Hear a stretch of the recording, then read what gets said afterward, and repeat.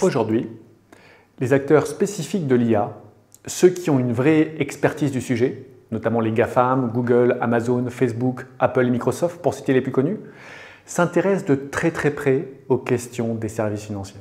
Pensez qu'on peut faire des achats avec sa voix grâce aux technologies Siri, Google Home ou Alexa. Pensez à Apple qui propose Apple Pay qui permet de payer avec son téléphone grâce à la reconnaissance faciale ou digitale. Pensez à toutes ces startups, ces fintechs qui offrent de nouveaux services. Revolut, Conto, October. Pensez à Lydia, à Pupkin. La difficulté donc pour les entreprises historiques de ce secteur, les banques par exemple, c'est de faire face à cette nouvelle concurrence de la part d'acteurs très spécialisés dans la tech. De plus, pour les acteurs des services financiers, ce changement est souvent plus difficile que pour les acteurs tech ou les startups, car ils doivent faire évoluer l'ensemble de leur système d'information qui ont souvent plus de 30 ans d'âge.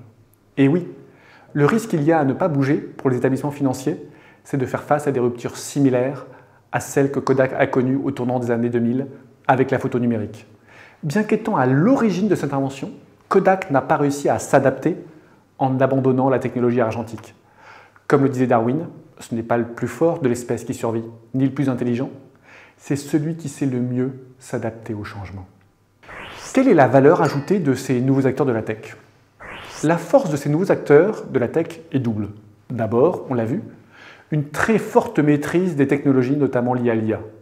Et surtout, leur capacité à proposer des expériences utilisateurs simplissimes. Quand vous assemblez les deux et que vous l'adaptez aux services financiers, ça donne la capacité, par exemple, de faire des achats à la voix grâce à vos enceintes connectées qui comprennent ce que vous leur demandez d'acheter. Simplissime. Que font les banques et autres acteurs des services financiers aujourd'hui ? Évidemment, les acteurs traditionnels des services financiers ne sont pas en reste.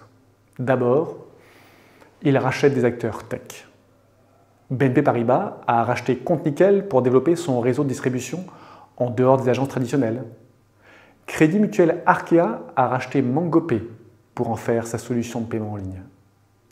Ensuite, ils développent leur propre lab d'intelligence artificielle qui fonctionne en mode projet et inventent de nouveaux services basés sur l'IA. Par exemple, certains établissements de services financiers ont développé des outils pour faire parler des données disparates afin de détecter des fraudes. Ils ont aussi conçu des applications de reconnaissance de voix et de prise de notes ou des moteurs de recherche internes pour retrouver des informations internes. Ces services sont hébergés sur leurs serveurs et leur permettent de garder la main sur les informations échangées sans passer par des acteurs tech comme Google.